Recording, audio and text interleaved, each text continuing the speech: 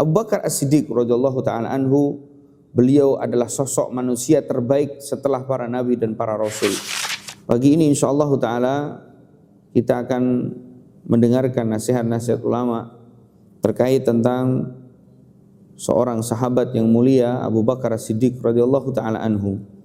Kita tahu Allah Subhanahu wa taala menjadikan kisah-kisah orang-orang terdahulu di dalam Al-Qur'an, dan bahkan oleh Nabi SAW beliau kisahkan tentang manusia-manusia yang kemudian pernah terlebih dahulu hidup, ya, mendahului Nabi Muhammad SAW untuk menjadi pelajaran bagi umat dan manusia setelahnya.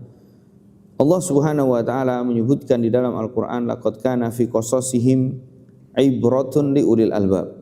Sungguh ada pada kisah mereka orang-orang terdahulu pelajaran, hikmah yang bisa diambil bagi orang-orang setelahnya, dan tentu ini peruntukannya bagi mereka yang mau berfikir. Allah Subhanahu wa taala menjadikan kisah-kisah yang ada di dalam Al-Qur'an sampai mencapai sepertiga di antara Al-Qur'an yang ada. Tidak lain tidak bukan Allah Subhanahu wa taala berikan kisah-kisah mereka untuk kita sebagai pelajaran. Bahkan Allah Subhanahu wa taala mengkisahkan di dalam Al-Quran bukan hanya orang-orang baiknya saja, tetapi Allah juga kisahkan orang-orang buruk untuk menjadi percontohan dan untuk menjadi pelajaran bagi umat manusia agar kita tidak terjerumus sebagaimana mereka dahulu terjerumus dalam kebinasaan dan neraka Allah Subhanahu wa taala. Oleh karena itu, ikhwani fiddin, azinallahu wa iyyakum jami'an, mempelajari tentang kebaikan manusia-manusia yang telah mendahului kita adalah kewajiban bagi kita. Bahkan para ulama kita menasihatkan, fa in la budda bil iqtida faqtadu bil amwat. Kalau memang kita harus senantiasa memiliki fanatisme, maka fanatiklah kepada mereka yang telah wafat dahulu dalam keadaan beriman. Fa innal hayya la yu'manu minal fitan. Karena ketika kita kemudian hari ini fanatik kepada seseorang yang masih hidup di dunia, maka mereka tidak akan pernah selamat dari yang namanya fitnah yang akan menyambar-nyambar kehidupan mereka. Sehingga apa yang kemudian disebutkan oleh Allah Subhanahu wa taala tentang kisah-kisah orang yang hebat, orang yang soleh, orang yang kemudian kita bisa contoh kehidupannya untuk kemudian benar-benar kita jadikan sebagai prinsip dasar seorang mukmin untuk bisa senantiasa memiliki role of mode atau teladan-teladan yang baik bagi kehidupan kita. Kita akan mulai dari seorang sahabat yang paling mulia, sahabat yang disebut di dalam Al-Quran sebagai teman Nabi Muhammad di dalam gua yang kala itu Rasulullah SAW dalam pengejaran orang-orang musyrikin, manusia-manusia yang berusaha membunuh Rasul kita alaihi salatu wassalam. Sahabat radhiyallahu ta'ala anhu yang telah menjadikan keluarganya untuk senantiasa berjuang, melindungi dan bahkan totalitas untuk menjadikan harta dan keluarganya sebagai pelindung agama Allah Subhanahu wa taala. Abu Bakar As-Siddiq radhiyallahu taala anhu, beliau adalah sosok manusia terbaik setelah para nabi dan para rasul. Abu Bakar As-Siddiq radhiyallahu taala anhu, beliau adalah nama aslinya Abdullah. Nama asli beliau adalah Abdullah, ya, Ibnu Uthman. Bapaknya Abu Bakar As-Siddiq namanya Uthman atau biasa dikenal dengan Abu Kuhafah. Abdullah ibnu Uthman ibni Amir ibni Amr ibni Ka'ab ibni Sa'ad ibnu Taim ibnu Murrah ibnu Ka'ab ibnu Lu'ay al-Quraisy at-Taimi. Beliau radhiyallahu ta'ala anhu bertemu nasabnya dengan Rasul kita alaihi salatu wassalam, yaltaqi ma'a Rasulillah sallallahu alaihi wasallam fi Murrah ibni Ka'ab.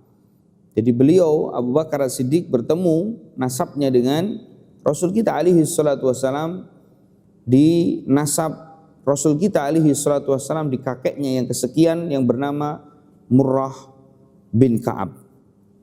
Dan kita tahu bahwasanya Abu Bakar As-Siddiq adalah laki-laki dewasa, teman dan sahabat Nabi Muhammad SAW yang seusia dengan beliau, walaupun disebutkan dalam riwayat bahwa Abu Bakar As-Siddiq lebih muda 3 tahun daripada Nabi kita Muhammad sallallahu alaihi wasallam. Wa huwa awwalu man aslam fil Islam. Namun diketahui bahwa laki-laki dewasa yang usianya waktu itu 37 atau 38 tahun yang pertama kali masuk Islam adalah Abu Bakar As-Siddiq radhiyallahu taala anhu. Dan di sini para ulama kita di antaranya Imam Ibnu Qayyim rahimahullah menyebutkan tentang siapa saja orang-orang yang pertama kali masuk Islam. Di sana terdapat berbagai macam pendapat para ulama yang dikuatkan oleh Al-Imam Ibnu Qayyim bahwa yang pertama kali masuk Islam mutlak adalah Khadijah binti Khuwailid. Yang pertama kali masuk Islam adalah Khadijah binti Khuwailid, istri Nabi kita sallallahu alaihi wasallam, dan itu diterangkan oleh Imam Ibnu Hajar Al-Asqalani ya, dan ulama-ulama yang lain ketika menyebutkan hadis-hadis pertama kali Rasulullah SAW mendapatkan wahyu dari Allah Subhanahu wa taala sepulang dari Gua Hira. Maka Khadijah bintu Khuwailid adalah mutlak manusia pertama yang masuk Islam, yang memeluk agama suaminya, ya, kekasihnya Nabi kita Muhammad sallallahu alaihi wasallam. Namun dari laki-laki dewasa sahabat Nabi kita SAW adalah Abu Bakar As-Siddiq. Adapun dari anak-anak, ya, yang usianya waktu itu disebutkan oleh para ulama 14 tahun adalah Ali bin Abi Thalib radhiyallahu taala anhu. Oleh karena itu ketika disimpulkan oleh para ulama siapa di antara mereka para sahabat yang pertama kali masuk Islam, maka oleh Ibnu Qayyim rahimahullahu taala dibagi. Laki-laki dewasa adalah Abu Bakar As-Siddiq, perempuan dewasa adalah istrinya Nabi kita SAW Khadijah binti Khuwailid, dan dari anak-anak adalah Ali bin Abi Thalib radhiyallahu taala anhum. Ikhwani fi din, azinallahu wa iyyakum jami'an. Wa kharaja wa aslama biyadihi sittam min ashabin Nabi sallallahu alaihi wasallam. Dan subhanallah, ini yang menjadi pelajaran bagi kita semua, di mana kemudian setelah kita mendapatkan kebaikan, Abu Bakar As-Siddiq mencontohkan kepada kita bahwa kebaikan yang kita peroleh tidak berhenti sampai pada kita saja, tapi beliau usahakan bagaimana kebahagiaan itu sampai pada orang-orang lain. Sehingga Rasulullah SAW dulu pernah menyampaikan tentang arhamu ummati bi ummati Abu Bakar. Orang yang paling cinta kepada umatku sedang mereka sesungguhnya atau sedang dia adalah umatku sendiri adalah Abu Bakar As-Siddiq. Artinya bentuk kasih sayang dan cinta yang hakiki adalah ketika kita berdakwah, mengajak orang lain untuk menuju kepada agama Islam. Itu bentuk cinta yang hakiki. Maka ketika kemudian ada seorang yang berdakwah, mengajak kebaikan, mengajak kepada manusia untuk masuk kepada agama Islam, itu adalah bentuk kasih sayang yang hakiki. Maka ketika kemudian kita hari ini berada di dalam proyek ataupun pekerjaan para nabi memberikan kasih sayang kepada manusia dengan berdakwah, maka tentu Allah Subhanahu wa taala tidak membiarkan kita kasih sayangnya tidak diberikan halangan dan rintangan. Pasti di dalam dakwah ada halangan dan rintangan. Oleh karena itu jangan kemudian nodai rasa cinta kita kepada saudara kita dengan berdakwah, ya, dengan cara ketika kita kemudian diberikan ujian, kita berhenti darinya. Dan sampai kita nodai cinta tersebut dengan kita berhenti manakala Allah berikan kepada kita ujian. Sebagian di antara kita ketika dakwah, ketika kita mengajak kebaikan orang lain dari bentuk dan realisasi dari cinta kita kepada mereka, begitu kemudian orang itu menolak atau bahkan membalas kita keburukan padahal kita mengajaknya kebaikan, kita berhenti kadang-kadang.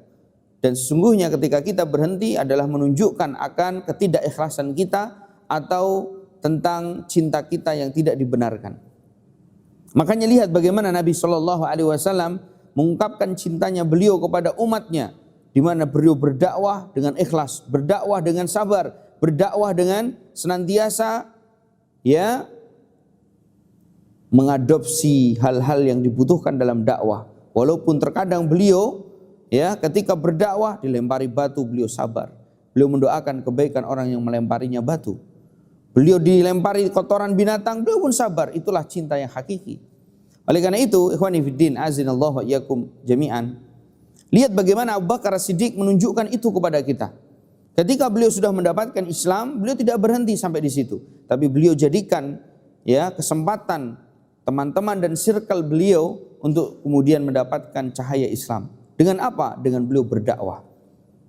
Oleh karena itu disebutkan oleh para ulama kita bahwa 6 di antara sahabat Rasul kita alaihi salatu wassalam yang merupakan al-asyrah minal mubasysyirina bil jannah. Bayangkan, 10 manusia-manusia hebat di kalangan Islam, masuk Islamnya di tangan Abu Bakar As-Siddiq, 6 di antara mereka.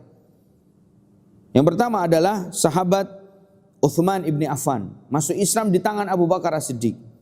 Kemudian yang kedua Abu Ubaidah Amir ibn Jarrah, ya, masuk Islam di tangan Abu Bakar As-Siddiq. Kemudian Thalhah bin Ubaidillah, kemudian Zubair bin Awam, Sa'ad bin Abi Waqqas, dan Abdurrahman bin Auf. Bayangkan, 6 para sahabat hebat yang merupakan ya ranking 10 dari para sahabat yang lainnya, yang jumlahnya ratusan ribu. Ternyata 6 di antara 10 orang-orang ini masuk Islam di tangan Abu Bakar Siddiq radhiyallahu ta'ala anhu. Bayangkan ikhwani fiddin, azinallahu wa iyyakum jami'an, kita membayangkan hadis riwayat Imam Muslim di mana Rasulullah SAW pernah menyebutkan satu hadis yang tentu ini semakin menguatkan keutamaan Abu Bakar Siddiq radhiyallahu ta'ala anhu, sekaligus pelajaran bagi kita. Apa kata Nabi SAW? Man da'a ila huda kana lahu minal ajri mithlu ujuri man tabi'ahu. Masya Allah.